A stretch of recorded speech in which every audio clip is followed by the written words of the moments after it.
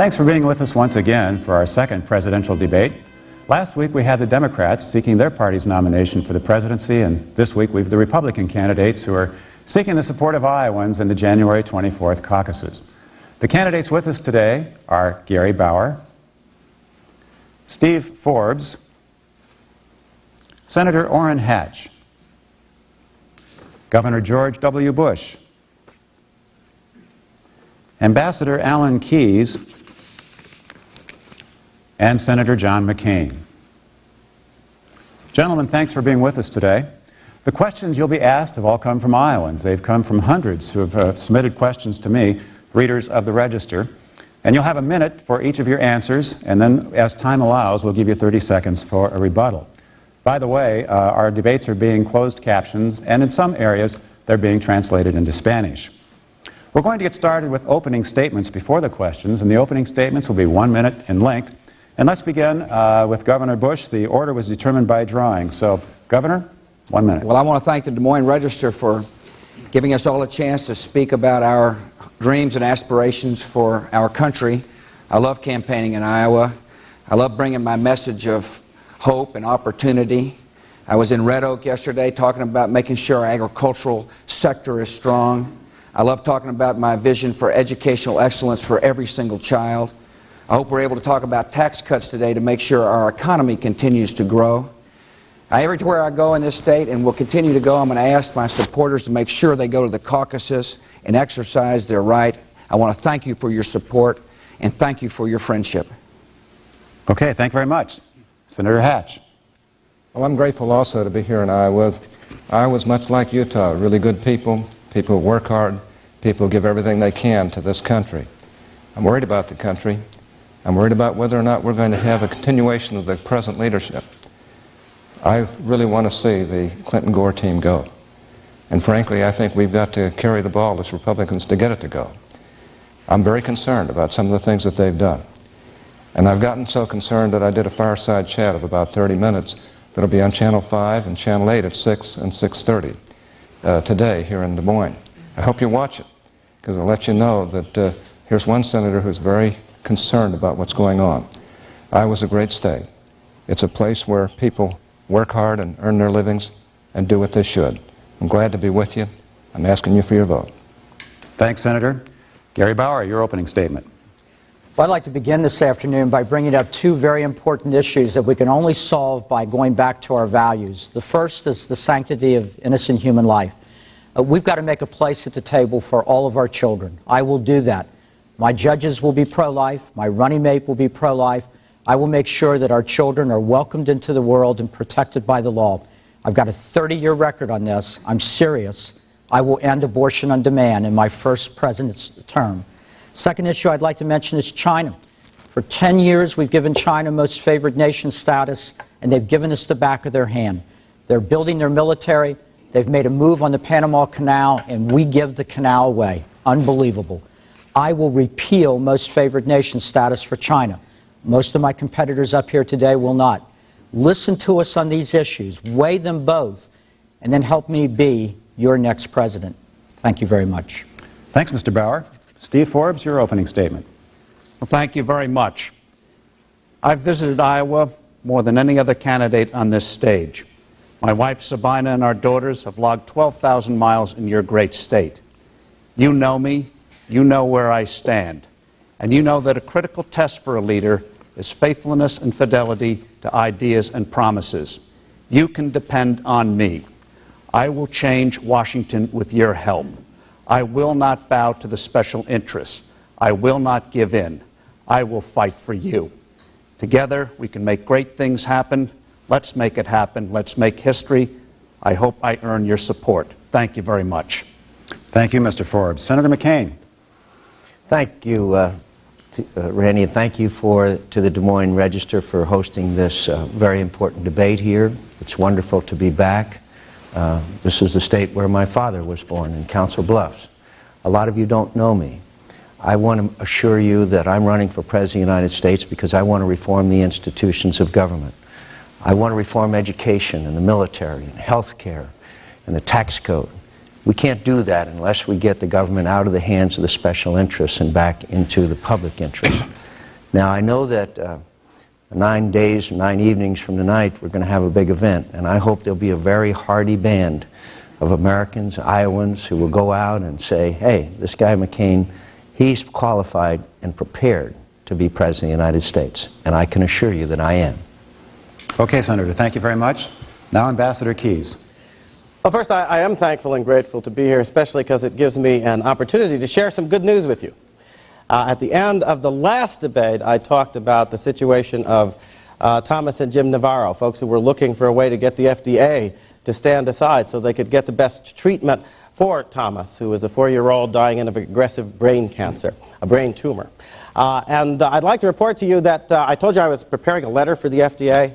Well, I'm pleased to say that all but one of my colleagues have signed on to that letter. We will hopefully get the other signature soon. We'll be sending it on to Donna Shalala. But the real hero of all of this, I think, is Thomas and Jim Navarro and his wife. And Jim and Thomas are with us today. And I just wanted you to have a chance to meet them. Stand up, Thomas. This is the father who is fighting for the life of his son. I would appreciate your help and support in any way that you can to show that government should not stand in the way of responsible people who are trying to get the kind of medical care that will help to prolong life. That is the human dimension of what we do here, trying to make sure our people get back their liberties. Thank you, Ambassador. Okay, well, now we'll move to questions. They've all come from Register readers and Iowans. Our first question is from Richard T. Meyer of Burlington, Iowa. And here's what he wrote to me. I have an 87-year-old father who has Parkinson's disease and a 47-year-old brother with Down syndrome who has lost his Medicaid coverage. The cost of long-term residential care simply can't be managed by families such as mine. As President, what steps would you take to ensure that affordable, long-term care is available to anybody who needs it regardless of age or income? Mr. Bauer, you're first with 1 minute. Well, Richard, first of all, let me say something about veterans' long-term care. We've been closing veterans' hospitals around the country, and that's outrageous. My father spent the last 2 years of his life in a veterans' hospital. We made a bargain with those men. They answered the call for the country, and I'll make sure that we do have long-term care for our veterans. For older Americans and other ones, let me tell you something, Richard, that you may not know. The politicians in Washington have taken care of themselves and federal employees with a great federal health care plan. Every year you get to choose from 200 health insurance policies. Many of them do cover long-term care. We've looked at this. A bipartisan commission determined that we could let older Americans opt out of Medicare into that federal plan. We could save money and provide the long-term care that your family needs and the prescription drug coverage and save money in the process. This is the kind of reform I'll do as president. It's important, and I'm committed to it. Okay, Senator Hatch. Well, I'm not just talking about it. I'm not just making promises. I've actually worked on long-term care issues from the time I was in the Senate. I'm one of the prime authors of the home health care bill that brings home health care right into the home, where the senior citizen or the person who's sick actually feels more acclimated and more psychologically and psychiatrically secure. I've worked very hard on nursing home issues. For instance, I came to Iowa. I visited a number of the nursing homes, especially the skilled nursing facilities where complex medical patients, like people with Alzheimer's, like people with difficulties described here today, are taken care of. They were not making it. There were 900 of them going into Chapter 11 bankruptcy, or in Chapter 11. I said I'd go back and do something about it. I went back and worked right up to the end of this session, and literally in the last few days of the session got the reimbursement levels up where these people were taken care of. I'm not just talking about it. I've actually done it. And that's what I offer to the people here in Iowa and the people throughout this country. Experience. Thanks, Senator. Ambassador Keyes.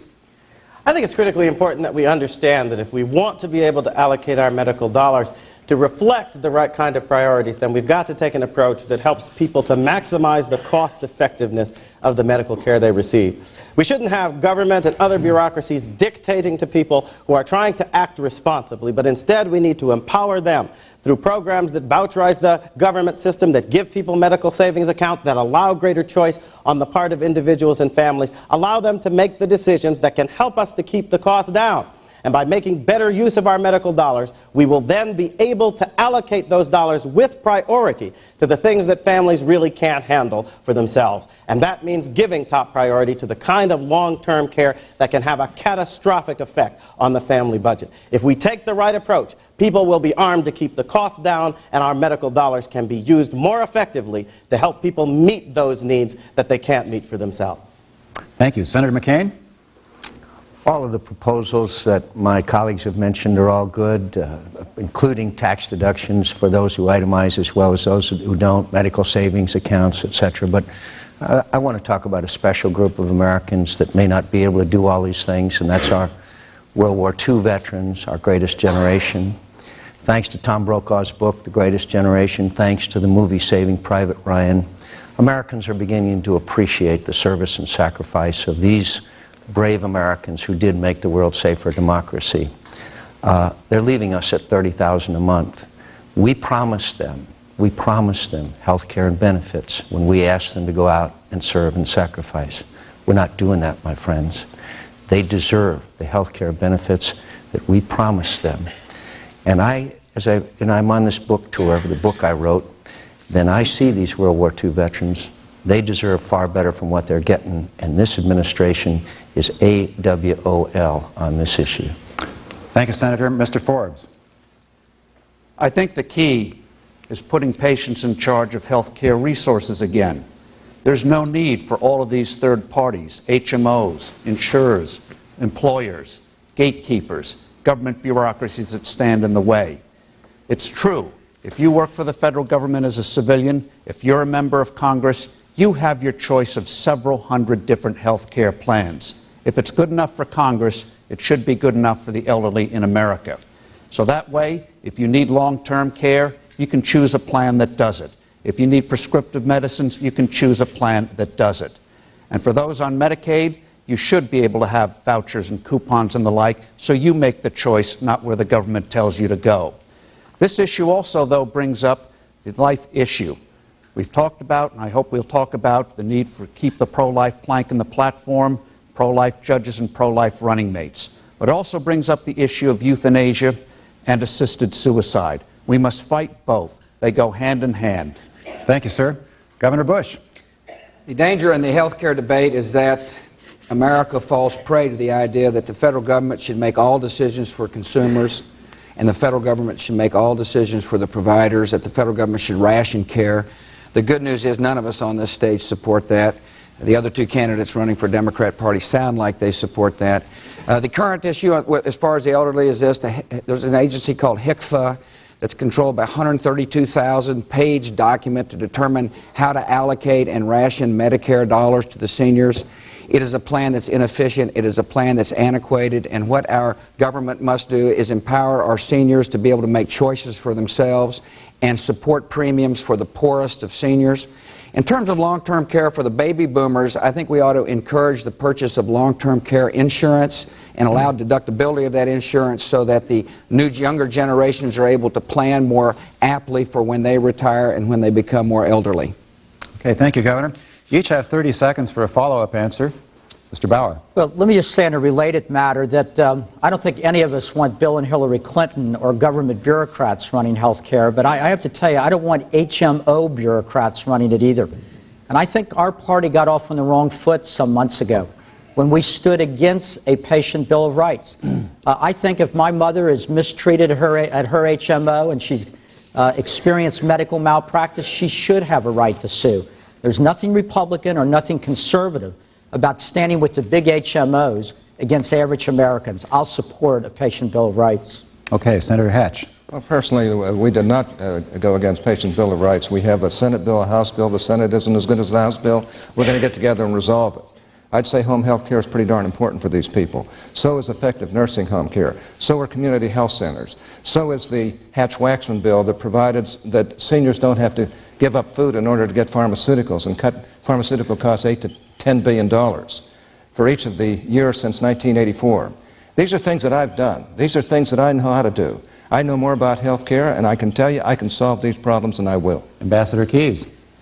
I'm sort of sorry to hear Gary going down a road that suggests we ought to turn all of this business over to the judges. They don't do a very good job anywhere else. I doubt they'll do it here. It just becomes an excuse for government domination. What we really need to do is empower people, patients, to be in a position where they will be able to enforce their judgment if they're not getting what they need. Not turn it over to trial lawyers so that they can go down the same wasteful road we have seen, raising the cost for all Americans and burdening our health care system with an unneeded weight of litigation. I think it's a big mistake to go down that road. Thank you, Ambassador.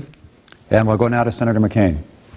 All of us in this room in the next 15 minutes, including with Congressman Gansky here, could sit down and work out a patient's Bill of Rights. We all know it's simple. Allow a woman to see a gynecologist, a second opinion, emergency room care, the right to sue under certain circumstances. Why don't we? Why is it hung up in Congress? Because the Democrats are gridlocked by the trial lawyers who want everybody to sue everybody for everything, and the Republicans are gridlocked by the big money from the HMOs and the insurance companies. The American people deserve better. And until we get this soft money, these uncontrolled contributions out of Washington, Thank you, we Senator. won't reach agreements. All right, Mr. Forbes. I've put forth the strongest and boldest proposals to put patients in charge of health care again, whether it's removing restrictions on HMOs, giving you true choice, and the like. It is absolutely ridiculous in America today that you have to go through an appeals process if you're not satisfied with the care you get. You know, if you want to go from Wendy's to McDonald's, you don't need an act of Congress. So remove those restrictions. They're undemocratic, they're against freedom, and they should be removed. You should be able to choose your own doctor, choose your own specialist, choose your own health care plan. Thank you. Governor Bush. One of the things I've learned as the governor of Texas is that if you set a clear enough agenda during the course of a campaign, and you know how to bring people together to achieve an agenda, things can get done. Unfortunately, this administration has used Medicare and the issue of Social Security as a political football. Should I become the president, reforming Medicare and Social Security are going to be a primary objective of mine, and I intend to work with Republicans and Democrats to do what's right for America. Thank you. Now we're going to have some fun. Each of you will have a chance to ask a question of one of the others. And we'll begin. By the way, the pairings were determined by a drawing, and you'll have 30 seconds to ask your question. Your opponent will have a minute to answer, and then you have 30 seconds for a follow-up question. We'll begin with Mr. Bauer, who will have 30 seconds to ask the question of Senator Hatch. Senator, we've known each other for a long time, and it's one of the reasons I'm disappointed that on the China issue, you've taken the same position as Governor Bush and Steve Forbes and Senator McCain. That is, after 10 years of giving them most favored nation status, you want to do it again. That's the same position that Bill Clinton and Al Gore has. That policy's failed. They're in the middle of a massive arms buildup. We can't trade our way out of this problem. We need a Reagan foreign policy. What would China have to do so that you would put national security and human rights in front of trade? Well, I happen to believe that I've put national security and human rights in front of trade. But I was there in China in the late 70s, the early 80s, the late 80s, the early 90s, and the late 90s. The difference between the late 70s and the late 90s is so stark you can't hardly believe it. Because there is a creeping freedom that is growing there because we're bringing China into the world of nations and expecting them to abide by the rule of law. Yeah, they don't treat liberty very well over there. They violate human rights. They've enslaved the Tibetans, and they've threatened Taiwan, and they've caused problems all over that area. On the other hand, I don't think the way to solve the problem is to isolate China. I think the way to solve the problem is to bring China into the world of nations, WTO, IMF, etc., where they've got to act like real human beings. And I've got to tell you, I know Ronald Reagan. I helped elect him. I went to 36 states for him. And I can tell you this, I believe Ronald Reagan will be right there trying to bring China into a world orbit where they have to live within world norms. Senator, you may know Ronald Reagan, but I worked for him for 8 years. So did I. And I was at the cabinet I table worked for with him for 23 And I years. can tell you, Senator, that he never gave the Soviet Union most favored nation status. I would agree with you that China, there's some creeping going on. The creeping is the Chinese presence now in the Panama Canal Zone. The creeping are the missiles coming and now aimed at Taiwan. Sir, we cannot trade our way out of this problem. You are being naive in your answer. Well, I'll hardly be naive. At least I've been there, and I've been there many times. And I've met with Deng Xiaoping when we reopened China. He rolled out the red carpet for me. And I've met with the other. I had a meeting with Jiang Zemin, President Jiang Zemin. No, it isn't a problem. And I resent that, Gary, because, Gary, you did a good job for Reagan when you were there. I've worked 23 years for Ronald Reagan's principles, and I'm going to continue to do so. And I can tell you this, I've been there, I've done it, I've met with those people, and I slammed Jiang Zemin so hard that he gave me an hour and a half when he had only scheduled a half hour. Okay, Senator, thank you. Now we'll go to Ambassador Keyes, who will ask a question of Governor Bush. Ambassador? Senator Bush, I was reading not long ago about a little town in Texas named El Cenizo, I believe, in which the city council has passed an ordinance saying that all the business of this Texas American town is to be conducted in the Spanish language. A lot of us, millions of other Americans like myself, look at that sort of thing as an assault on our linguistic unity that is dangerous to the future union of this country. And yet, you have done nothing to respond to this. What action do you plan to take to show the people that you stand for one nation, one language, rather than a nation linguistically divided? Governor. No es la verdad. Es la verdad, es la verdad, señor. I did talk to Es totalmente la verdad. Un momento. Vámonos. Sí. Arriba. Yeah. I expressed concern about it. I don't want this town's business being conducted in Spanish. It ought to be conducted in English. And secondly, I talked to our Attorney General, General Cornyn, to make sure that this town was conforming to all the laws, that they open their meetings be conducted in the laws of Texas. And so I did express concern about it, and I do express concern about it. English is our nation's language. That's why I'm for programs that make sure our children learn to speak English. That's why I'm for programs, that's why I'm for what's called English Plus. English is the great language that provides freedom and opportunity, plus we respect other people's heritage in this country. Ambassador, a follow-up? In the context of the South Carolina flag debate, we've got a Republican named Senator Ravenel, who has also, among other things, in the last couple of days, made extremely insulting and derogatory remarks about black Americans, saying, in effect, that we're all retarded and so forth and so on. Would you join me in repudiating that kind of racial slur and in asking this senator to stand up and not just apologize to black Americans, but to apologize to all Republicans for misrepresenting the decent heart of our party on racial matters? Yes, I agree with you, Alan. His comments are out of line, and we should repudiate them. Okay. Very good. That was easy. Senator McCain, your response to Gary Bauer, please, or your question. Gary, I want to roll out the red carpet for you again, if I could. You know, the scandals of 1996 were the debasement of every institution of government by the Clinton-Gore campaign, and their abuses were incredible. Perhaps the most compelling and concerning was the money that came from China. And we'll never know how much. We'll never know about how much technology was transferred. But I'd like your views on that, and how in the world anybody could defend the present system when that kind of thing went on if we don't change that status quo. And Senator McCain, you're absolutely right. The idea that money that originated with people in the People's Liberation Army in communist China, it still is communist China, that money made its way into the American political process, into the coffers of Clinton and Gore. And then we're supposed to believe that coincidentally, a few months after that, technology gets sold to China from some supposedly great American companies. The politicians in Washington ought to be ashamed of themselves, and the corporate presidents that allowed that technology to go to China, to be used by the Chinese military, ought to be ashamed of themselves. If, sir, we have to send people to an Asian battlefield again, those company presidents and the politicians will have some answering to do. Follow-up? And I had a bill on the floor of the Senate to ban this exact corrupt practice, and it was not even allowed to be voted on. What does that tell you about the influence of this special interest money in the Congress of the United States of America? Senator, I'm concerned about it. We all have to raise about $30,000 a day. None of us can take a gift of more than $1,000 from an individual. That figure's probably too low. I would support increasing it and having immediate reporting of it. But I don't like the fact that foreign companies or foreign citizens or big corporations or big unions can give $4 and $5 million donations to the two political parties. I think it is corrupting. You know, if you call the Republican National Committee and the Democratic National Committee and some corporation that just gave $5 million called, you're going to be put on hold. Okay. Now we'll go to Senator Hatch. He'll have a question for Steve Forbes. Well, Steve, I put on a 28-minute speech or fireside chat this afternoon on channels 5 and 6 at 6 and 6:30.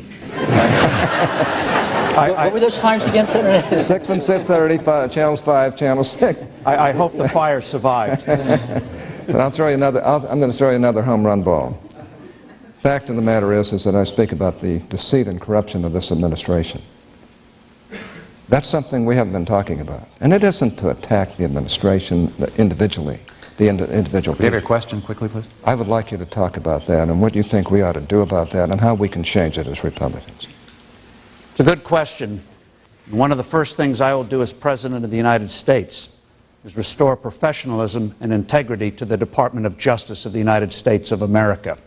What has happened there is an absolute disgrace without precedent in our history. This administration has abused every sort of power, whether it was going after the travel office in this tawdry scheme to try to make money for their friends, whether it was the sudden appearance in the White House basement of 900 FBI files, sensitive files on their opponents. And the administration wants you to believe that those files appeared by sort of a bureaucratic version of Immaculate Conception. The whole thing on Chinese contributions and letting our technology go to China, the whole thing has a stench to it. And we're going to clean that stench and have a Justice Department that will truly serve the American people again. Good answer, Steve. Follow-up. That was a very good answer. Fact of the matter is that this administration has actually allowed these companies to transfer this material. This administration has not followed good counterintelligence matters. How would you follow them as President of the United States? Well, on intelligence, we have to rebuild our intelligence and actually use our intelligence, which clearly this administration has not been doing. There's a whole job of rebuilding that has to be done. It's not just intelligence, it's not just cleaning out the Justice Department. We've all made reference to the military. We need a major military buildup, starting with compensation for our people. We need more equipment, more spare parts, better training, better R&D, and as John said, we must abide by the promises made to our veterans. Absolutely. Okay, Mr. Forbes, you may now ask a question of Ambassador Keyes. Alan, one of the issues in America today, of course, is our importation of oil and energy. Would you support opening up ANWR in Alaska for exploration, to find out what oil we have there and to get that oil out so we're a little less dependent on sources, unstable sources overseas? Yes, I would. I think it's important that we understand that as we are facing the future, we're going to have to try to take advantage of our energy reserves. We want to do it in a way that's responsible, but we know that our science now allows us to do this exploration in ways that will respect ecological and environmental requirements at the same time that we can exploit God's precious resources for the good of our people. I think it's also important because if we can reduce our dependence on foreign oil, it buys us time in order to make use of our ingenuity to develop those alternative energy resources that are going to be part of the mix as we move into the future, into the 21st century for America. So I would support that, and I think that it's a good way to go, provided we do it in a way that is responsible and that harnesses our scientific know-how to make sure we respect environmental requirements. A follow-up? I think, Alan, you answered it very well, particularly on environmental technology. It is there to do the job right, and you're right, we should do it right now. I would just want to add that I think that illustrates an approach that ought to be there in terms of all our trusteeship for the environment. Instead of letting it become an excuse for government totalitarianism, for interference in the kinds of things that can help to better to develop life for our people, we need to approach it in a balanced fashion, harnessing our ingenuity so that we respect the environment and the requirements of our people so that we can have a thriving economy and at the same time hand on our precious heritage from God to our future. I think it can be done if we're willing to take that approach. Okay, Governor Bush, you may ask a question of Senator McCain. During the last Iowa debate, we had a disagreement over ethanol. I support the tax credit on ethanol. You don't. As part of your plan to pay for your tax cuts, you said we ought to eliminate what's called employer-provided benefits to workers. These are benefits where transportation or meals or continuing education is given to a worker tax-free. That's $40 billion of your $170 billion tax reduction plan. Your question? My question to you is, why would you say to a single mom who's working, who's getting educated, that she would have to pay taxes on those benefits? If you get rid of the employer-related benefits, the workers are going to have to pay taxes. It's a $40 billion tax increase. Well, the first thing I'd say to the single mom is that I've got a tax cut for you and Governor Bush doesn't. That's the first thing I'd say. Yes, it is. That is not true. But let's talk about the real issue here. The real issue is, my friends, is we've got a surplus. And for the first time since Dwight David Eisenhower, we got a surplus. And the question is, what do you want to do with it? I want to give it to low and middle income Americans as a tax cut. I want to give them the benefits from this that they need, that lower and middle income Americans need. But I also think we got a ticking time bomb out there called Social Security. That has got to be fixed. We've got a national debt of $5.6 trillion that we need to pay for because we're laying that debt on young Americans. We need to pay down that debt. Governor Bush's plan has not one penny for Social Security, not one penny for Medicare, and not one penny for paying down the national debt. And when you run ads say you're going to take care of Social Security, my friend, that's all hat and no cattle.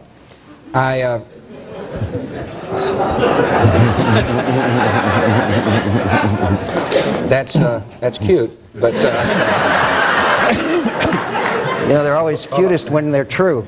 it's not true. Yeah, I got $2 trillion set aside for Social Security. My question to you is, and we can talk about taxes, I hope. Everybody's got an interesting idea on taxes. I thought that's what we were talking about. No, we're talking about why would you have a plan that, in essence, raises taxes on working people by $40 billion? Why would you support a plan that why would you take away benefits that people then have to pay taxes on education and transportation and meals? I'm giving them a huge tax cut, and that is a fact. And the reality is that your tax plan has 36% of it going to the richest 1% in America. I don't do that.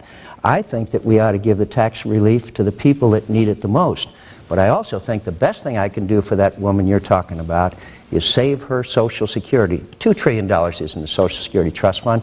You know that. Let's not do the Texas two-step here. It needs $5 to $7 trillion more, and we got to do it soon so that they can invest their retirement into savings and investments of their choice, so we can Thanks, save Senator. this system. We'll undoubtedly get back to taxes a little bit later. Last week, the Register reported that almost half of the farm subsidies paid out from 1996 to 1998 went to just 10% of the total recipients. That concerns Iowans like Robert Rower of Polina, and he wrote to me, "Since the family farmer is self-employed, would you be willing to cap government agricultural benefits to a modest one-family level?" First to answer this question will be Steve Forbes. Mr. Forbes.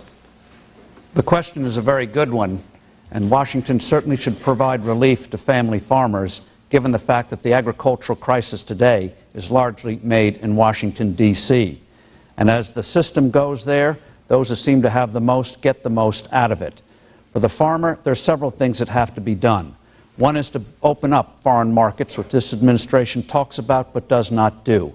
Don't harm our existing foreign customers in the Pacific Rim and elsewhere with disastrous economic policies that have cost us $30 billion in farm exports. Enforce antitrust laws, and this will help family farmers. There are laws on the books against vertical integration going back to the turn of this century. This administration is not enforcing them. And the Federal Reserve has got to get off of this high interest rate kick. They did that in the mid-1980s, devastated commodity prices and farmers. They got to get off of it. It's unnecessary. It's doing unnecessary harm to the economy of the farmer, and will eventually do harm to the economy as a whole. We've been down that road before. Thank you. Senator Hatch, how about capping benefits to I'd sure consider it, because you know there's concentration in the agricultural area where beans, corn, hogs, etc. are almost 80% concentrated in just a few companies. And to be honest with you, it isn't fair to the farmers. 10 years ago, we had 22 million farmers, or people in farming. Today, we have 5 million. A family farm is being beset on all sides. 15 years ago, farmers got more for their products than they do today. Now look, we've got to solve the vertical and horizontal integration problems. We've got to solve the problems of spreading our agricultural commodities all over the world. We've got to get tough on trade. We've got to have an administration that really goes after it. We've got to have crop insurance. We've got to have freedom of the farm with a safety net. Because the only way you're going to ever get to where you really make what the farm products are worth is through freedom of the farm. You know, it's really pathetic that we're not doing for the farmer what we should do, but especially the family farmer. We ought to cut capital gains so that there's no capital gains on farm equipment and land. Senator McCain. I think that what's happening is very sad. We're seeing a greater consolidation of the agribusinesses. For example, a majority of the ethanol subsidies goes to Archer Daniels Midland, which is over in Illinois, as I understand it. Obviously, we need crop insurance. We need to examine why it is that the government takes almost everything that a family farmer earns all his life and can't pass it on to their children. I think that making the inheritance tax kick in only at a level of about $5 million would have an enormous beneficial effect on that. Also, I'm the greatest free trader you will know. I will lower barriers to goods and products from other countries if they will lower their barriers to ours, and the most productive farmer in the world is the American farmer and the Iowa farmer. The people in Beijing and Bangkok and Paris will be eating Iowa pork, and they'll love it because I'll get those products into their markets. Thank you. Ambassador Keyes? I think two things are true. First of all, we need to look at the root of this problem. Steve nibbles around the edges a little bit when he talks about the Federal Reserve, but the truth of it is we've had government programs that were aimed at compensating for the fundamental reality that in the course of this century we restructured our banking system in a way that was insensitive to the needs of the family and independent farmer. I think we need to take a careful look at the way in which this whole centralized banking system is contrary to the interests of farmers and move in a direction that will restore an element to the banking system that works with and is sensitive to the needs, the capital needs of farmers. All the talk, by the way, of opening up new markets can't be done in the context of this collectivist free trade approach that does not allow us to maximize the clout we gain from our enormous market. And I want to get away from this collectivist bargaining approach and in a hard-hitting way, a business-like approach, force other countries to accept our goods as the condition of their entry into American markets. We can't do that at the collectivist so-called free trade bargaining table, and that's why I think we ought to withdraw from the WTO. Thank you. Governor Bush? I would consider look at the formulas to make sure that the money was distributed fairly, and as importantly, would have an agricultural department that would send the money out on a timely basis. This current agricultural department has held money for too long for these farmers waiting for the money. I believe we ought to increase demand for Iowa products. That's what ethanol does, John. It increases demand for Iowa corn. I think we ought to open up markets all around the world. I think we ought to reduce barriers and tariffs. We shouldn't be using food as a diplomatic weapon. We ought to implement the Food for Peace program. I think we ought to eliminate the death tax as well so people can pass their farm from one generation to the next. And we ought to have good, sound risk management policies that give farmers more options when it comes to crop insurance and more options on how to manage their income. Agriculture is incredibly important for this country, and one of the reasons why we've had trouble in the world is because administrations have traded off agriculture as just as if it's a secondary part of our economy. It's not. Thank you. Mr. Bauer? You know, when I first started coming to Iowa a year ago, one of the things that struck me first were the men that I seen at various town meetings and so forth who looked me in the eye, strong men that worked with their hands, and they would get a catch in their voice, a tear in their eye, as I started to talk about losing farms that had been in their families for generations. These are good men.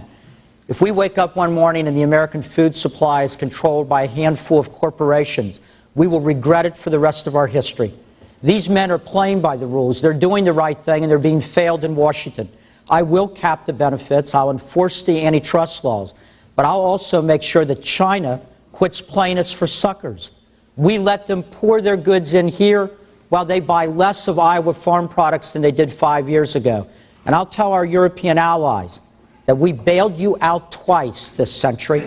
It's time for you to treat us like an ally. Stop protecting your farmers, or we will fight just as hard for our farmers. I am not going to forget the little guy of this state. Mr. Forbes, 30 seconds more. Well, I think it's critical, in addition to opening more markets, getting those barriers reduced, that we do more to enforce these antitrust laws here at home, and also do more on research and development. After all, we have a whole high-tech industry based on grains of sand. literally writing whole worlds on grains of sand. If we can do that with sand, silicon, why in the world can't we do that with corn and wheat and other agricultural products, find new uses? We need to do more R&D, and we will have more Thank you, demand Mr. for our Forbes. products. Senator Hatch. I'm on the Senate Finance Committee. On that committee, I'm dedicated to getting rid of the death taxes that I think are wrecking the family farmer. Family farmers are land rich and cash poor. Also on ethanol, John, I got to tell you, ethanol has produced 14 billion gallons of gas and oil. Some estimate as much as 35% alleviation of dependency on foreign gas and oil. I believe we've got to do everything in our power to help the farmer, and I've been voting for this. I voted for every farm bill since I've been in the Senate, and I'm going to continue to do so. Senator McCain. Warren, every one of those gallons can help neither the consumer or the environment, and there's study after study after study that indicates that. Ethanol was a program that came in during the gas crisis in the 1970s, and like most government programs, it lived on forever. I want the farmer not to be dependent upon government subsidies. I want them to be independent. And I think the best way we can do that is give them the maximum flexibility that they can and get their products. 1/3 of the output of the agricultural output in America is exported. And that's where we ought to focus most of our attention. Thank you, Senator. Ambassador Keyes. I read an article the other day in which the New York Times basically declared the death of the family farm and acted like it was a good thing. It's not. The family farm has been the source of an important contribution to the moral culture of this country, the sense of individualism and community that we rely upon. That's why we need to give special priority to the family and independent farmers in the administration of all of our programs. But we can't count on that. We need to get to the root of the problem. The family farm has been under the gun ever since we consolidated control of the banking system at the national level. We need to change that fundamental fact. Governor Bush. I think one of the a good use of the federal government is to provide research money, research and development money. I think there's some incredible value-added processing opportunities for our agricultural sector. Who knows, we may have biomass fuel. We won't know unless we put a focused and concerted effort on researching what the opportunities and hopes are for renewable resources, much of which is grown right here in Iowa. Thank you, Governor. And Gary Bauer. One of the provisions of the Freedom to Farm Act would be that there would be a commission that would look at an income subsidy program. Everybody in Washington recognized there would be some years where you just couldn't make it on the family farm. As a conservative, I'm willing to go forward with that. We ought to be there to provide some help for income of farmers in the really bad years. One final thing. Ethanol isn't being subsidized. It's just not being taxed. Right. Not taxing something, John, isn't a subsidy. Not taxing it is what we ought to do with more products, not fewer. Okay, thank you very much. I'd now like to introduce a student from an Iowa community college for a question for you all. He's Adam Gloy of Peyton, Iowa. He's a participant in the Register's Students and the Caucasus program. Adam's a student at Des Moines Area Community College, and Adam, thanks for being with us this morning. Go ahead and ask your question. Thank you. During the December debate here in Iowa, each of you was asked who you consider to be your role model as a political philosopher or thinker. How specifically would you, as president, improve the dignity of the Oval Office and restore the moral excellence of our great nation? Thank you very much for the question. Mr. Bauer, you're first with an answer, please. Well, Adam, this is extremely important. I worked for Ronald Reagan for 8 years, and you know, Ronald Reagan would not go into the Oval Office without his coat and tie on. That office meant something. It was not just his office. It belonged to the American people. Presidents had sat at that desk and had sent our sons off to foreign battlefields. Reagan knew what that office meant. I don't have to remind or embarrass this audience about what the current president did in that office. We do need men and women of integrity in Washington. I will bring reliable standards of right and wrong to the White House. Our young people will be proud again of our institutions. I think we can do that. I think we know how to do that. I think the last 7 years has been an aberration, not a reflection of the values of the American people. I will be dedicated to returning good values to the Oval Office and to my administration. Thank you. Senator Hatch. Well, Elaine and I have been married for 43 years, in our 43rd year now. We have 6 children and 19 grandchildren. I've been appalled at what's happened in Washington. I don't want to go into that because I don't want to malign anybody back there, but I got to tell you, I did spend 28 minutes on television, and it's on today. And every one of you ought to watch it, because it's the most definitive, substantive statement made about this administration. And it proves that perhaps it's the most deceitful and corrupt in our nation's history. It hasn't been right for our kids. When this president said on MTV, "I didn't inhale," that sent the wrong message to every kid in this country. Because all those kids knew that he had to inhale, and he did inhale. And if he did, then a lot of them think, well, why can't they? Now, that's the kind of example we've got to get rid of. We've got people, better than 51% of the people in this country today don't believe marriage is a sanctified institution anymore. It's time to get back to where it should be, and I'll put it there if you'll give me the chance. I'm asking for your votes. Ambassador Keyes. I think we ought to stop kidding ourselves here. That wasn't Bill Clinton's problem, it was our problem. And our problem is that we have turned our back on the fundamental premise of this nation's life, that our rights come from God and must be exercised with respect for the authority of God. Anybody who gets into that Oval Office and isn't willing, whatever the political cost, to confront us with the fact that we have made the wrong choice on abortion, that we are making the wrong choice in supporting the radical homosexual agenda, that we are making the wrong choice in believing that we can have sexual licentiousness and liberty at the same time, is not going to help this nation. You want to know the truth? Bill Clinton's not the only one who needs to shape up. We all need to shape up, starting with getting back to our allegiance to the fundamental moral principles that are this nation's strength and that ought to shape its heart. I will challenge the nation to do that. And in doing so, we will set an example with our courage and our choices to which our children will respond. Senator McCain.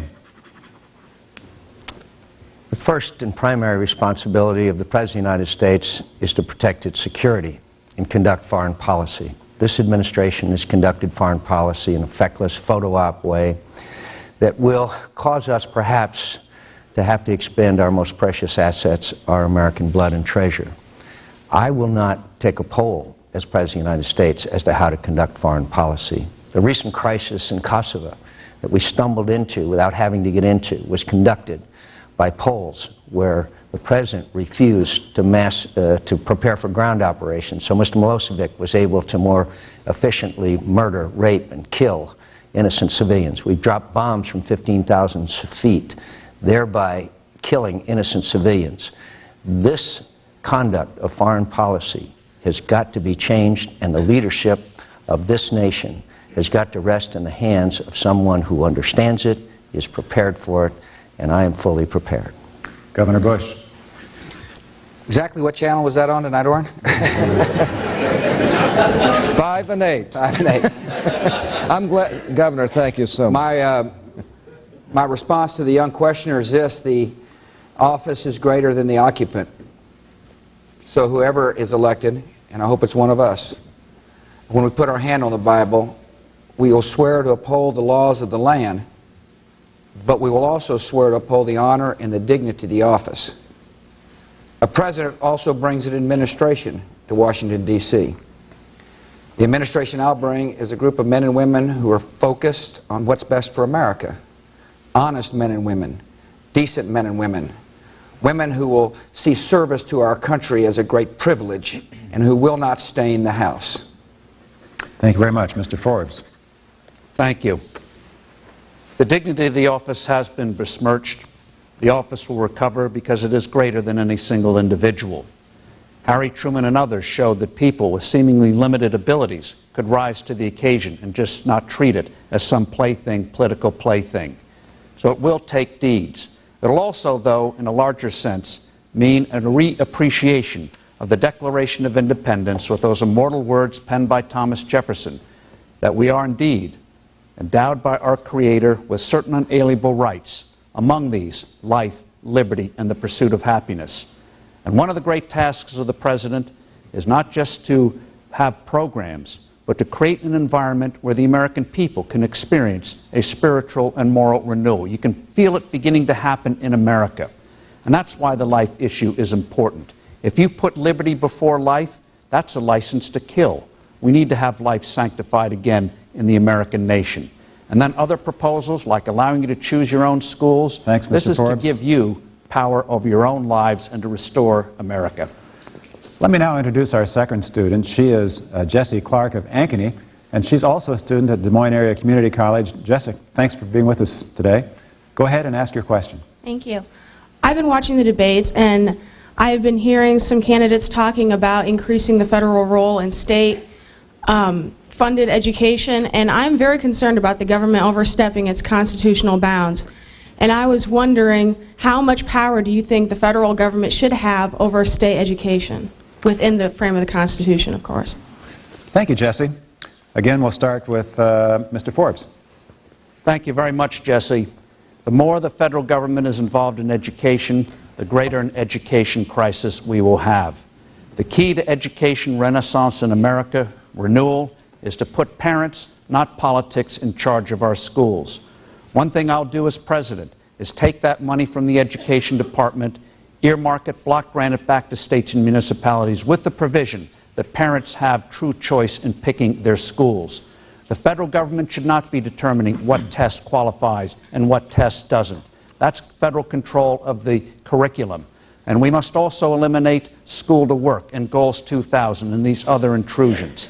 And I know that with the American people having that true choice of choosing the school you think best for your child, we will have the best grade schools and high schools in the world, bar none. But if we wait for 3 years, if we try to have the federal government be a catalyst for reform, that's a formula for disaster. Trust the parents, not politics. Thank you. Ambassador Keyes? I think it's absolutely critical that we put the control of our educational system back in the hands of our parents.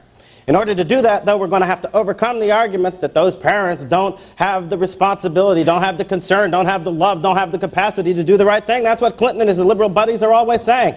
They play on our lack of moral confidence. So the first thing we have to do is restore our allegiance to those moral principles that restore that moral confidence, on the basis of which we reclaim control of our schools.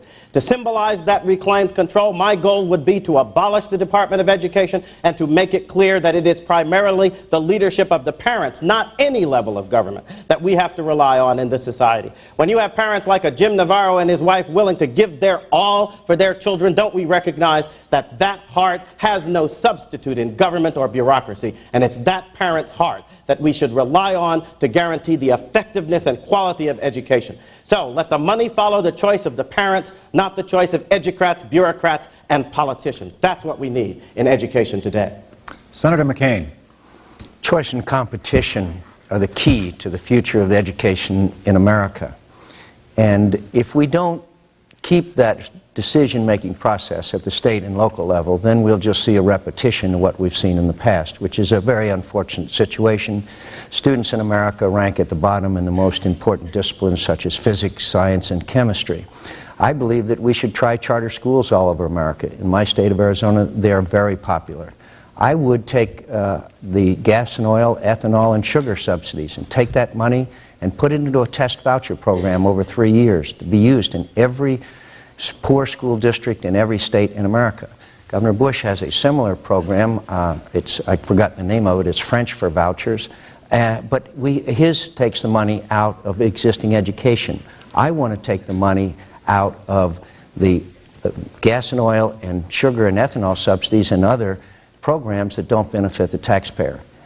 Choice and competition, that's the answer, and I think that we would be well served to use those as our principles. Thank you, Senator. Mr. Bauer. Yes, I was Undersecretary of Education for Ronald Reagan for a number of years, and I was in charge of a $17 billion budget, and I had thousands of federal bureaucrats working for me, or so they claimed. And I can tell you firsthand that the problem is Washington, D.C. It's not the answer. Look, these bureaucrats were nice people, but they came to me with the dopiest ideas you've ever heard of in your life. They all thought they knew how to run the schools of Iowa and every other state better than the parents and teachers and school boards of those states do. I will block grant the money. It was $17 billion then. It's $38 billion now.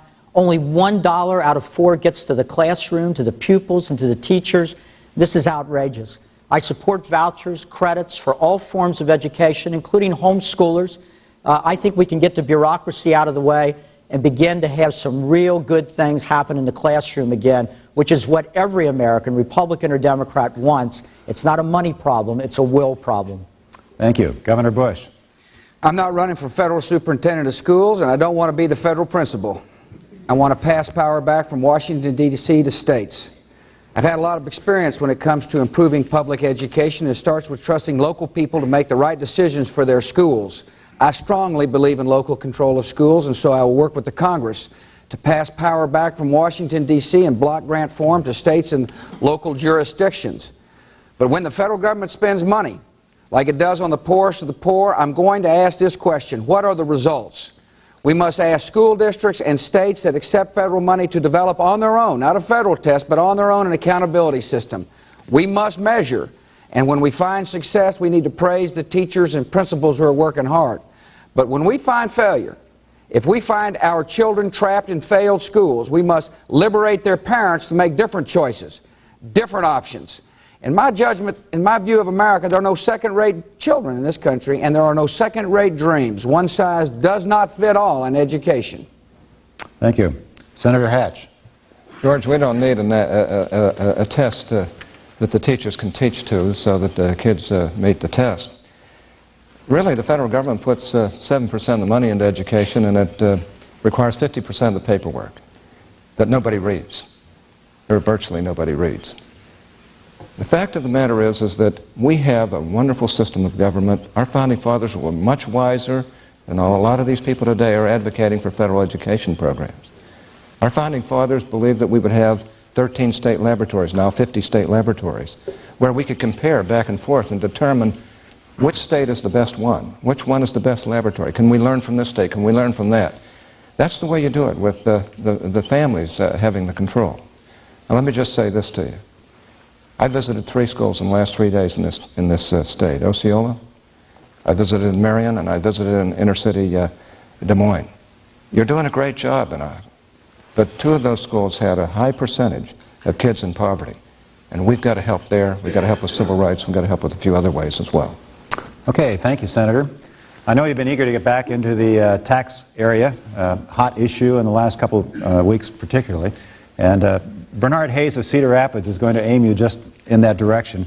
He wants to know what's so fair about married couples and families paying an additional tax of $1,400 a year.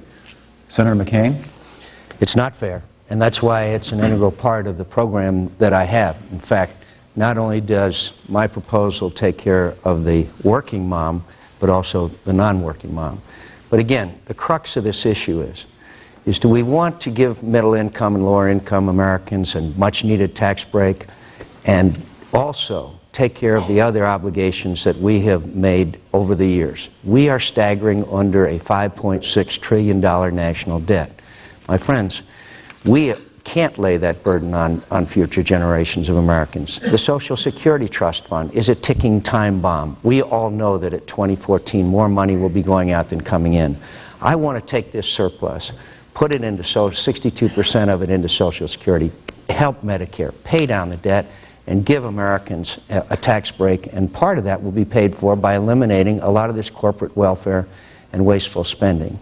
I think that if we bank on these surpluses, George, 3 years ago people were saying they're going to be surpluses as far as deficits as far as we can see. Now they're saying they'll have surpluses as far as the eye can see.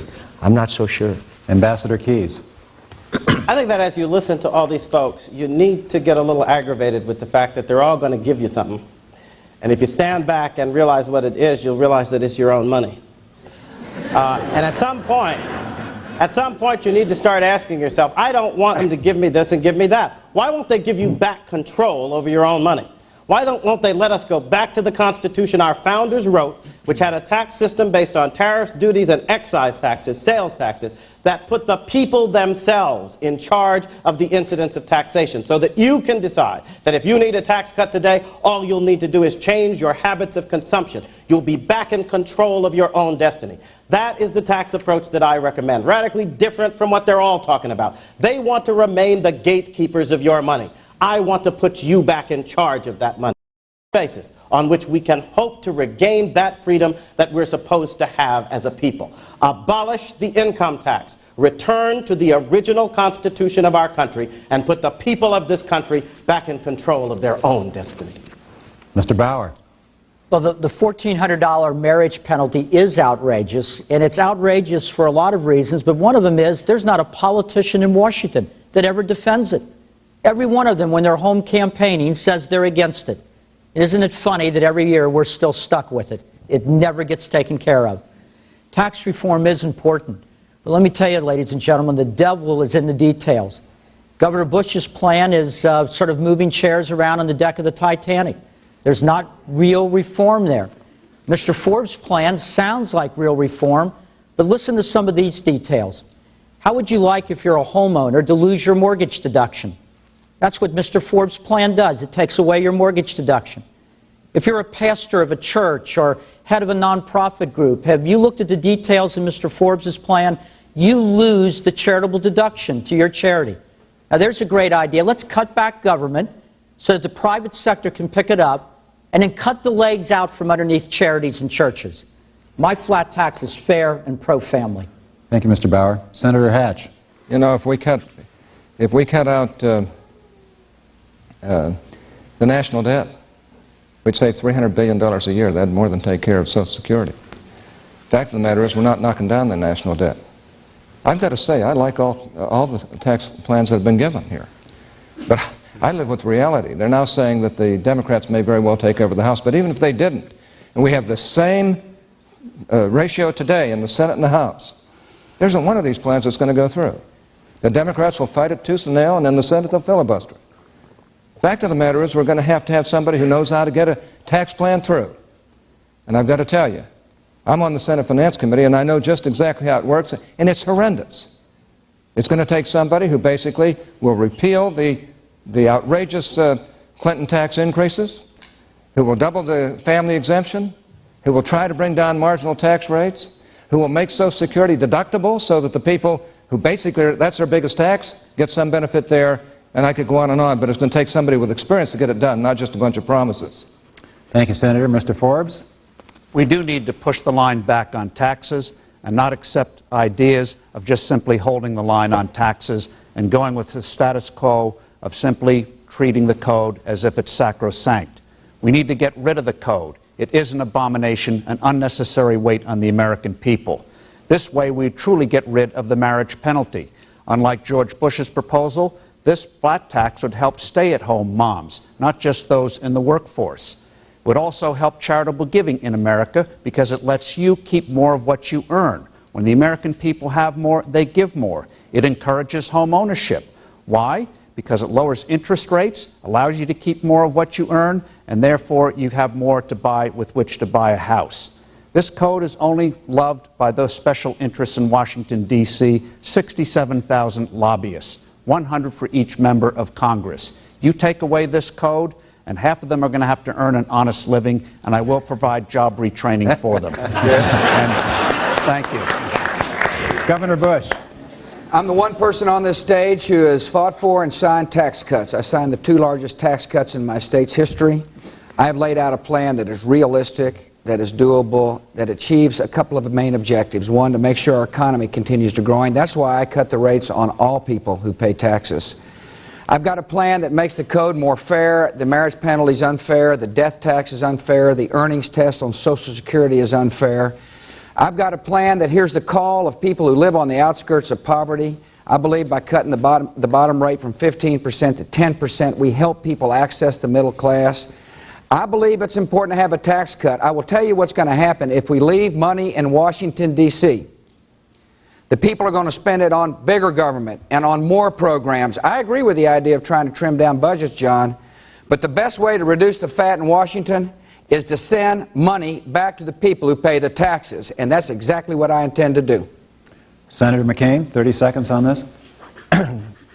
George, you say that the money, if it remains in Washington, Congress will spend it. The President of the United States is not a hapless bystander. Just last fall in November, Congress passed one of the most obscene pieces of work that I've seen, a pork-laden bill that spent the entire $14 billion surplus. I fought against that bill. I voted against it. I railed against it. You said you supported it and would have signed it. The President of the United States can force the Congress of the United States to spend less money, and if they won't, he can make them famous. Ambassador Keyes. If I made a deal with you that I was going to give you a preemptive claim to a certain percentage of my income determined by you, how much of my money would you control? All of it. You're right. That's the principle of the income tax. Now, when I work or you work and somebody else controls 100% of the fruits of our labor, what do we call that? Slavery. The simple logic of the income tax is that it's a slave tax. These gentlemen argue about whether the chains should be lighter, whether they should be heavier. I think it's time that as a tax-enslaved people, we rise up and make it clear. We want the chains off. Abolish the income tax and return to our original Constitution of liberty. Mr. Bauer. Under my flat tax plan, American families make out well. You have your income at the top, you subtract the first $20,000. After that, you subtract your mortgage deduction, your charitable giving, and what's left, you only pay 16 cents on the dollar. This will be a major tax cut for working class families and for the middle class. What I do not do is give a brand new tax write-off to big corporations like Mr. Forbes does. He's going to claim that I'm hurting the farmer. The farmer will be fine under my plan, but I don't think big corporations should pay zero while you're paying 25% between the flat tax and the Social Security tax. Senator Hatch. We'll Well, get to you. I could be for any of these programs. The fact of the matter is, if you do a flat tax, it won't be 3 years to Congress will have it in the same convoluted mess we have today. Governor Bush's approach basically doesn't do anything about ending the IRS as we know it. John McCain's approach, by gosh, Al Gore and Bill Bradley, they really love it. But the Republicans don't, and there's good reason for it. The fact of the matter is, I think we could have gotten President Clinton to give a bigger tax cut than John McCain's tax cut is, but it's still better than nothing. The fact of the matter is that Alan's right. We really need to change the IRS as we know it and change the whole system. Thank you. Mr. Forbes. We do indeed need to get rid of this tax code. We do indeed need to help small business people and farmers by allowing them to recover the cost of their tractor and their equipment, which my proposal would do. But also, too, simply trying to cope with this code, as George Bush and John McCain would do, the timid tax cutters, is not going to get to the heart of the fundamental problem, and that is an abomination that no one understands. And also in Texas, George, your tax cuts are more apparent than real. Most Texans have never seen those tax cuts, and the same thing's going to happen with your proposal on the federal level. Governor. Well, you know something, Steve? Nearly 69% of the Texans said overwhelmingly in 1998, you're the man. We appreciate your tax cuts. Not only are my tax cuts real, they've reduced the baseline of the budget, and that's why it's important to cut taxes. It's important to cut taxes to make sure the economy continues to grow. But, John, it's also important to cut taxes to make sure that the federal budgets don't become bloated and don't grow. Now, I got a good record. I'm the only one on this stage who's had a record endorsed by the people. Well, George, 6 out of 10 districts in Texas never saw the tax cuts in 1999. In 4 out of 10 districts, the tax rate went up. In 20 2 out seconds, of 10, there was Governor. no change. Steve, look. It's good research. Yeah, it's not true. 6 out of 10. That's a Clinton tax cut. That's the kind he would like. Raise the tax and call it a tax cut. Steve, look, Senator Dole actually wrote a pretty interesting advertisement in the Des Moines newspaper. He said, if you're going to talk about a man's record, tell the whole record. And I cut taxes. Our budget would have grown by $3 billion in the state of Texas. We cut taxes. Ask the elderly person whose homestead exemption was raised by $10,000. Ask her whether or not that permanent tax cut isn't real. It may not be real in million-dollar houses, but it's real. If you got a $40,000 house and you get a $10,000 homestead increase, that's a 25% cut. It's really real for a lot of folks who live in my state. Let's move on to the next question, gentlemen. Thank you very 6 out much. of 10 didn't get it, George. This question's from David Clark of Carroll, Iowa, and he asked this. Listen carefully, gentlemen. We have a little mini debate over There you here. go. We hate to get off Talking this plants taxes. again. Yeah. Here's the question. How do you post the Ten Commandments in schools without telling children who are not in the Judeo-Christian heritage that their form of religious expression is invalid? Let's begin with Mr. Forbes. I think that the key, there's nothing wrong with posting the Ten Commandments in our schools today because they are the basis of Western civilization. And I also think when you look at what's happened in the last 40 years to the quality of life in this country, when prayer was barred from school, I think it's fitting and proper that we have voluntary prayer. But that's why I support true parental control of education, where parents can make those choices. If you want to send your child to a parochial school, you should have the freedom to do so, and the government should not stand in your way. If you want to homeschool your child, you should be free to do so and not have the whole bureaucracy on your backs with truancy and junk like that to try to block you. You should have that freedom. If you want your child in a secular school, go ahead. Freedom of choice for parents is absolutely critical. And then we'll have, I think, a more moral people, a better educated people, and a stronger America. Okay, Senator Hatch. My gosh, I believe that almost anybody would say, if you read the Ten Commandments, that that applies universally. You don't have to be a Christian to have it apply. It applies to Jewish people. It applies to everybody. Even the Muslims treat Moses as a great prophet. Fact of the matter is that we've been losing our moorings, and it started with Engel versus Vitale when they did away with school prayer. Fact is, if I had my way, I'd have a silent prayer reflection constitutional amendment that would give kids a moment of silent prayer reflection at the beginning of every school day so they can at least think there might be somebody higher than they are. I'd pass a flag amendment that would protect our flag from people urinating on it, defecating on it, tearing it and burning it with contempt. I'll tell you this, I'd do a lot of things to get rid of the partial birth abortion procedure in our country that has no justification at all. It's barbaric. And I can tell you this, there's nothing wrong with the Ten Commandments. We should not be so doggone sensitive. The Founding Fathers were concerned that they would develop a national church. That's what they were concerned about, not that we might have the best principles on earth Thank you, Senator. shown to our kids. Okay, Senator McCain. You know, it's interesting that we begin our proceedings every day in the United States Senate with a prayer. Now, it doesn't have the beneficial effect that some desire, but it seems to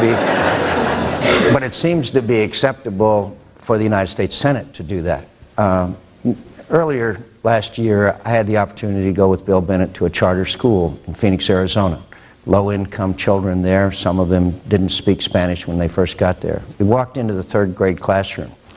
There on the teacher's desk was the children's book of virtues. The teacher was teaching the virtue of the month, the importance to tell the truth. She was telling the students, why is it important you tell the truth? What happens when you don't? What do your parents think? I think the virtue of the month is exemplified in the Ten Commandments, could be, and should be taught in every school in America. Thank you. Ambassador Keyes. Well, frankly, the Ten Commandments are etched into the walls of the Supreme Court. I find it rather hard to believe it could be inappropriate to put them on the walls of our schools. That illustrates the problem we have here, a phony doctrine that's been foisted off on us, pretending that somehow or another the federal government, through the courts, has the right to dictate uniformity of religion or irreligion. It's not true. Through the 14th Amendment, some of these lawyers try to pretend that the judges can do what the amendment explicitly forbids the Congress from doing, dictating religious practices at the state and local level. This whole approach is wrong. All of this should be left up to the choice of the people themselves, up to the choice of parents in their schools. It's part of the reason school choice is so important. So we not only have people in schools who pray, but schools in the hands of people who pray by their own choice. And so, without the need to fear or give into any form of government domination. That's the way we should go. Governor Bush. Well, it seems like to me, thou shalt not kill is pretty universal.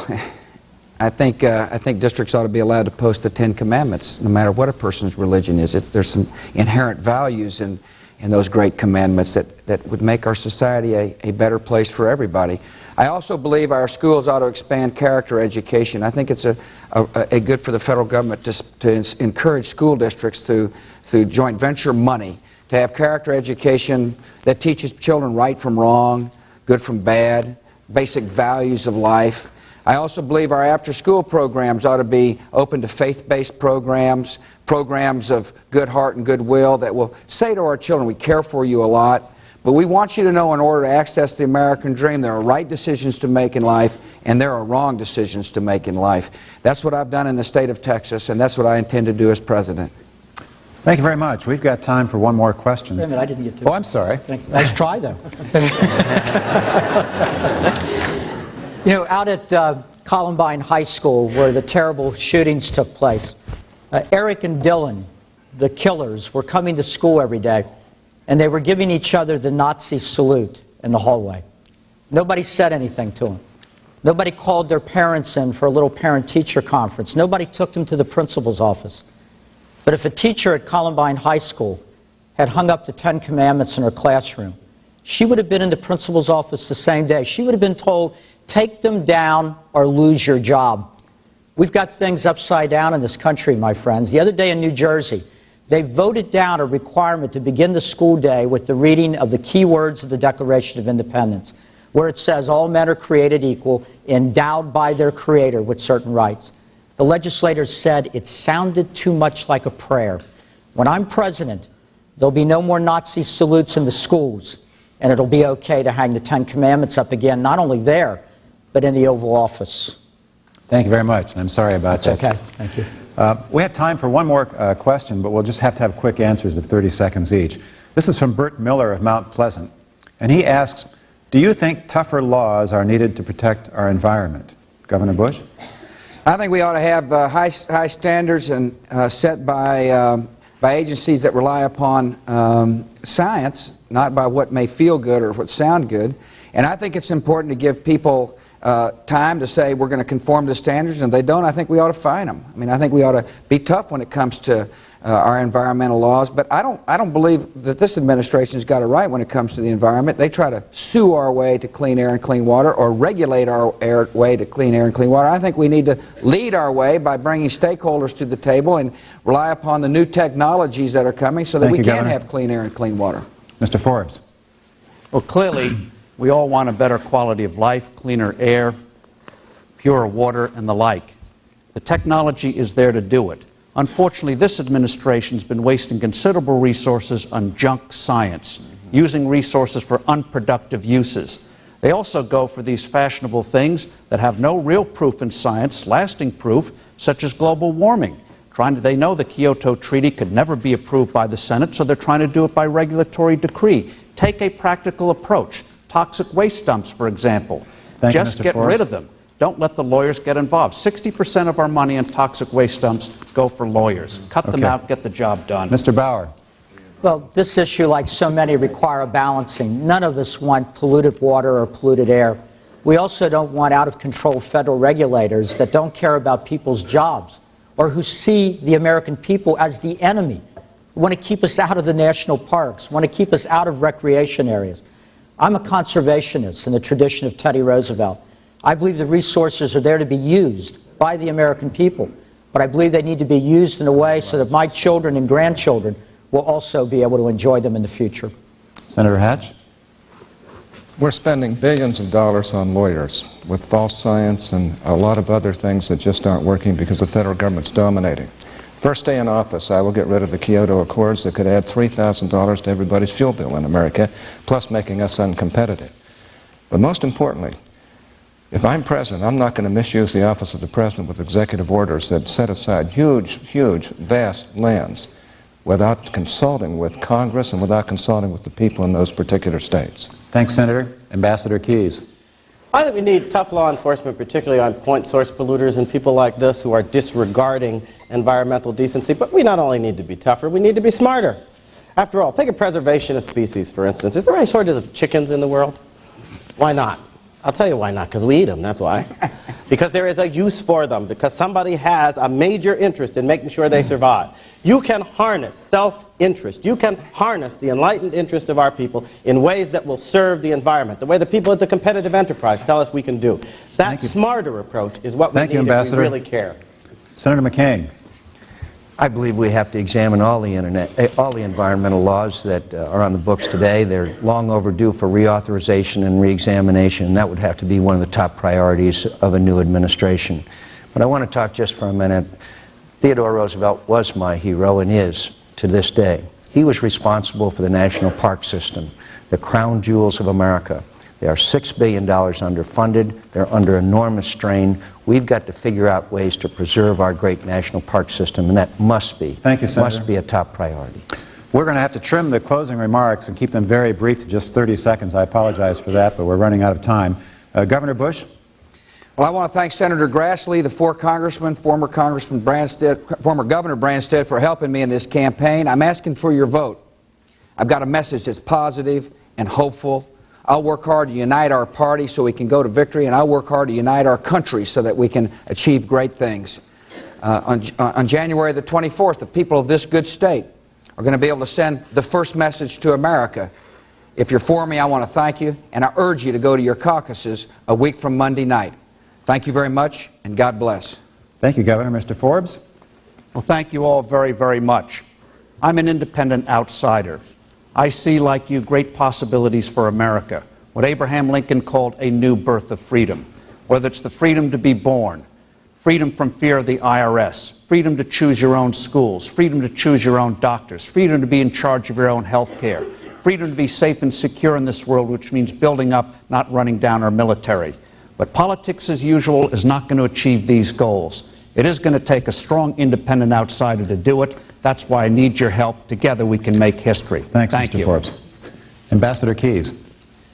You know, I know I'm supposed to address you, Vox Populi, Vox Dei, as if y'all are God, but I would like to ask you instead to join me in a very brief prayer to the Creator whom our founders acknowledged to be our true God. Dear Lord our God, give us the wisdom and the sense of humility, that we will return to those principles which acknowledge your authority as the source of our rights and our liberties, and that guided by that sense of humility, we will go into the voting booth not to do what is best for ourselves, but to do, Lord our God, what is best for our country. Thank you, Ambassador. Senator McCain. I want to thank all of you for being here. I've enjoyed, as usual, these debates. They've been remarkable. I'm committed to the concept of reform. I want to get the special interests out of Washington and give the government back to you. I want to reform the tax code, the military, education. I can't do that unless we get the money and the special interests out of Washington, D.C.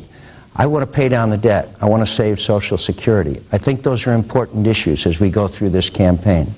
But most of all, I want to inspire a generation of Americans to commit themselves to causes greater than their self-interest. Mr. Bauer.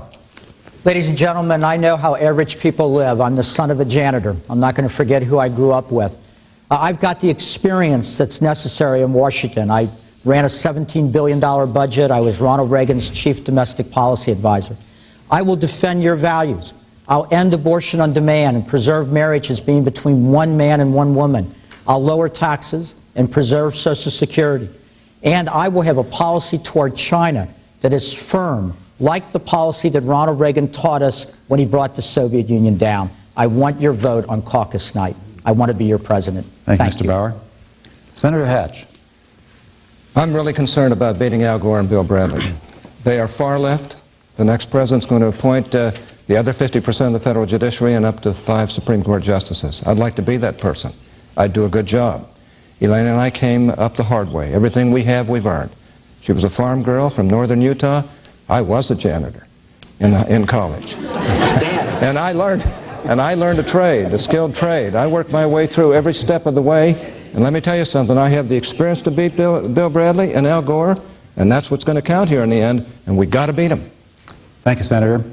That concludes our Republican presidential debate. We certainly appreciate all of the candidates for being with us today. It's been a wonderful experience for us, and I hope for all of you as well. I'd like to thank the staff of Iowa Public Television for their efforts in broadcasting this event, and I'd like to thank my colleagues at the Des Moines Register for their hard work in doing all of the many things necessary to make such an event like this happen. Make sure to mark January 24th in your calendars and participate in your party's precinct caucuses. Goodbye.